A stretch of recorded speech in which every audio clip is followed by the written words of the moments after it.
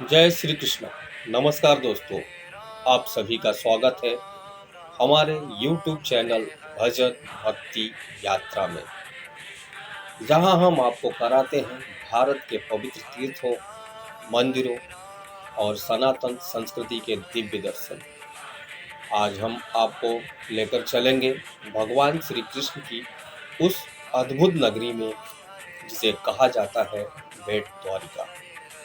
यह वही स्थान माना जाता है जहां भगवान श्री कृष्ण अपने परम मित्र सुदामा से मिले थे, जहां आज भी समुंदर की लहरों में कृष्ण भक्ति की गूंज सुनाई देती है। ये वीडियो को अंत तक जरूर देखिएगा, और अगर आप भी भगवान श्री कृष्ण के भक्त हैं तो कमेंट में जरूर लिखिए जय द्वारिकाधीश।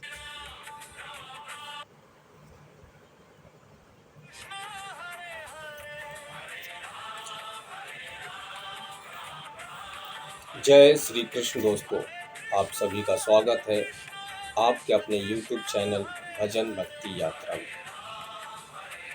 इस चैनल के माध्यम से हम आप सभी को भारत के ऐतिहासिक, पौराणिक और दिव्य मंदिरों के दर्शन करवाते हैं, ताकि जो लोग हर जगह स्वयं नहीं पहुंच पाते वो भी घर बैठे भगवान के दर्शन और आध्यात्मिक यात्रा का अनुभव कर सके। अगर आप भगवान में श्रद्धा रखते हैं, अगर आपको मंदिर की यात्रा पसंद है, अगर आप भारत की संस्कृति और सनातन परंपरा को करीब से जानना चाहते हैं, तो हमारे चैनल को जरूर सपोर्ट कीजिए। आपका एक सब्सक्राइब और एक लाइक और एक शेयर हमारे लिए बहुत ही प्रेरणा बनता है।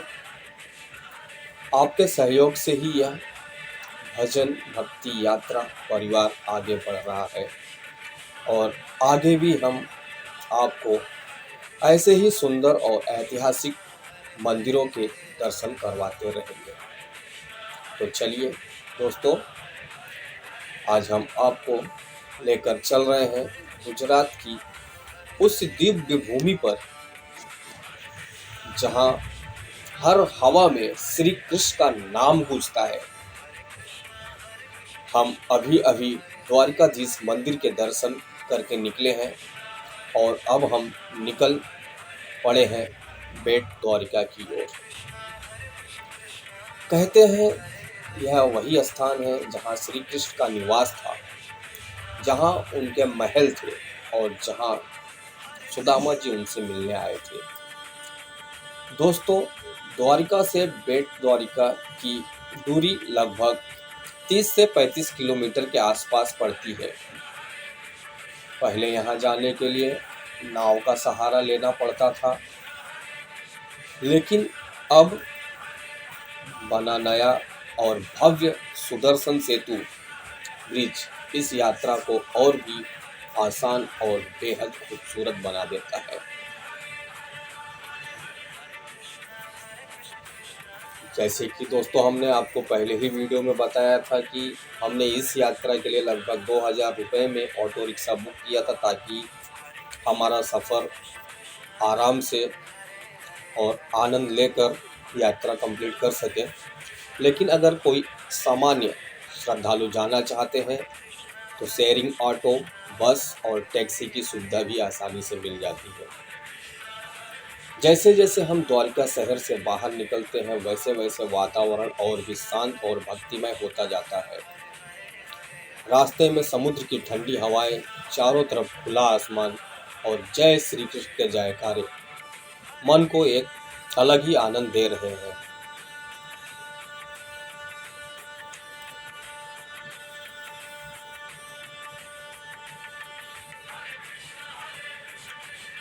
दोस्तों, अभी हम बेट द्वारिका के गेट के यहाँ पहुँच चुके हैं। यहाँ से हम अंदर जाएंगे, आगे की तरफ अंदर का दर्शन करके फिर आपको बताएंगे। ये तो है जो है यहाँ के वातावरण देख लीजिए, जो दुकानें हैं काफ़ी सजाई गई हुई हैं, अभी जैसे कि आपको बता देते हैं, जैसे हम सुदर्शन ब्रिज के ऊपर जाते हैं तो वहाँ का नज़ारा एकदम अद्भुत होता है। समुद्र के ऊपर बना यह विशाल ब्रिज सच में देखने लायक है। जैसे ही हमारी गाड़ी ब्रिज पर चढ़ती है वैसे ही चारों तरफ सिर्फ समुद्र ही समुद्र दिखाई देता है। नीले पानी के बीच से गुजरती सड़क, तेज चलती समुद्री हवाएं और चेहरे पर आती है ठंडी बयार। सच बताऊं दोस्तों, उस पल को शब्दों में बताना बहुत मुश्किल है। यहाँ आने वाले लगभग हर श्रद्धालु कुछ देर रुककर फोटो और सेल्फी जरूर लेते हैं, और क्यों न ले। इतना सुंदर दृश्य बार बार देखने को कहाँ मिलता है। अगर आप सुबह या शाम के समय यहाँ आए तो सूर्योदय और सूर्यास्त का दृश्य मन मोह लेता है। कई बार कुछ जगहों की सुंदरता कैमरे में पूरी तरह कैद नहीं हो पाती। उसे महसूस करने के लिए वहाँ खुद जाना पड़ता है, और बेट द्वारिका भी उन्हीं जगहों में से एक है। जैसे जैसे हम बेट द्वारिका के करीब पहुँच रहे हैं, वैसे वैसे मन में एक अलग ही शांति महसूस हो रही है। न कोई भाग दौड़, न शहर का शोर, बस समुद्र की आवाज और भगवान श्री कृष्ण का दिव्य एहसास। यहाँ का वातावरण इतना आनंदमय और सकारात्मक है कि इंसान कुछ समय के लिए अपनी सारी परेशानियां भूल जाता है। कुछ श्रद्धालु भजन गाते हुए दिखाई देते हैं, कुछ लोग समुद्र के किनारे खड़े होकर भगवान का नाम जपते रहते हैं, और कुछ बस इस पल को महसूस करते रहते हैं। दोस्तों, बेट द्वारिका सिर्फ एक पर्यटन स्थल नहीं है, यह आस्था, भक्ति और इतिहास का संगम है। पौराणिक मान्यताओं के अनुसार यही वह स्थान है जहां भगवान श्री कृष्ण अपने परिवार के साथ रहते थे, और यहीं सुदामा जी उनसे मिलने आए थे। जब मंदिर परिसर में प्रवेश करते हैं तो घंटियों की आवाज़, राधे कृष्ण जयकारे पूरे तरह से वातावरण को भक्तिमय बना देते हैं। भक्तों की लंबी कतारें, हाथों में प्रसाद और चेहरे पर श्रद्धा। हर कोई बस भगवान के दर्शन के लिए उत्साहित दिखाई देता है, और जब भगवान के दर्शन होते हैं तो सच में ऐसा लगता है कि सारी यात्रा सफल हो गई। अगर आप बेट द्वारिका आने का प्लान बना रहे हैं तो कुछ बातों का जरूर ध्यान रखें। सुबह और शाम का समय सबसे अच्छा रहता है। पानी साथ रखें, मोबाइल और कैमरा चार्ज रखें, क्योंकि यहाँ हर दृश्य फोटो लेने लायक होता है। रास्ते में छोटे होटल, चाय की दुकानें और प्रसाद की दुकानें भी आसानी से मिल जाती हैं। दोस्तों, हमारे लिए यह यात्रा सिर्फ घूमने की यात्रा नहीं थी, यह एक आध्यात्मिक अनुभव था। रिक्शे में बैठकर समुद्र के किनारे किनारे सफ़र करना, ब्रिज पर रुककर हवाओं को महसूस करना, और फिर भगवान श्री कृष्ण के दर्शन, ये पल जिंदगी भर याद रहने वाले हैं। अगर आप कभी गुजरात आए तो द्वारकाधीश मंदिर के दर्शन के साथ बेट द्वारिका जरूर जाएं, क्योंकि यह सिर्फ मंदिर नहीं बल्कि भक्ति, शांति, प्राकृतिक और दिव्यता सब एक साथ महसूस होती है। और दोस्तों, अगर आपको हमारी यात्रा पसंद आ रही है तो वीडियो को लाइक ज़रूर करें, अपने परिवार और दोस्तों के साथ शेयर करें, और हमारे चैनल भजन भक्ति यात्रा को सब्सक्राइब करना मत भूलिए। आपके प्यार और सहयोग से ही हम आगे भी भारत के ऐसे ही ऐतिहासिक और दिव्य मंदिरों की यात्रा करवाते रहेंगे। कमेंट में ज़रूर बताएं कि आपकी अगली यात्रा किस मंदिर में देखना चाहते हैं। जय श्री कृष्ण, राधे राधे। और दोस्तों, सफ़र ऐसे आगे बढ़ाते रहते हैं, और धीरे धीरे हम आपको लेके आए हैं इस घाट पे यहाँ का पानी भी एकदम अद्भुत अलग ही है। और यहाँ पे हम चंदन का तिलक यहाँ से लेते हैं, जो मिट्टी यहाँ की होती है।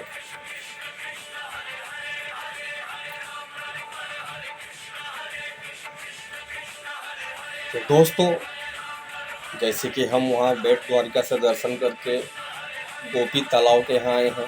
गोपी तालाब का जो है चंदन, यहाँ की जो मिट्टी का चंदन होता है, यह बहुत फेमस है।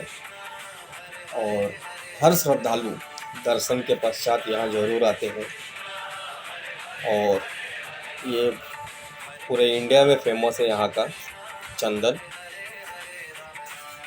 जो कि काफ़ी काम आता है। चंदन लगाने के बाद मालूम है आपको क्या खुशी महसूस होती है, वहाँ पे शांति का अनुभव होता है। तो दोस्तों, कुछ बातें हमारी रह गई थी, जैसे कि वैज्ञानिकों और पुरातन विभाग को समुद्र के अंदर प्राचीन अवशेष मिले हैं यहीं पे। कई लोग मानते हैं कि ये भगवान श्री कृष्ण की प्राचीन द्वारिका नगरी के अवशेष हैं। यह रहस्य आज भी लोगों को आश्चर्यचकित करता है। और कई श्रद्धालु बताते हैं कि यहाँ का वातावरण अत्यंत शांत और आध्यात्मिक है। समुद्र की लहरों के बीच भगवान का नाम सुनना आत्मा को शांति देता है। और यहीं पे यहाँ हनुमान जी के और उनके पुत्र मकर ध्वज का मंदिर स्थित है। ऐसे मंदिर पूरे भारत में बहुत कम देखने को मिलता है। यह मंदिर में अपनी प्राचीन वास्तुकला और धार्मिक महत्व के लिए प्रसिद्ध है। बेट द्वारिका की नाव यात्रा भक्तों के लिए सबसे यादगार अनुभव में से एक होती है। गुजरात की संस्कृति यहाँ साफ दिखाई देती है। मंदिरों में मिलने वाला प्रसाद, गुजराती भोजन और भक्तिमय वातावरण हर यात्री के मन को प्रसन्न कर देता है। यहाँ आने वाले भक्त माखन मिश्री और पंचामृत का प्रसाद विशेष रूप से ग्रहण करते हैं। और अगर आप बेट द्वारिका की यात्रा करना चाहते हैं तो अक्टूबर से मार्च तक का समय सबसे उत्तम माना जाता है। जन्माष्टमी के समय यहाँ लाखों भक्तों के दर्शन के लिए आते हैं। पूरा वातावरण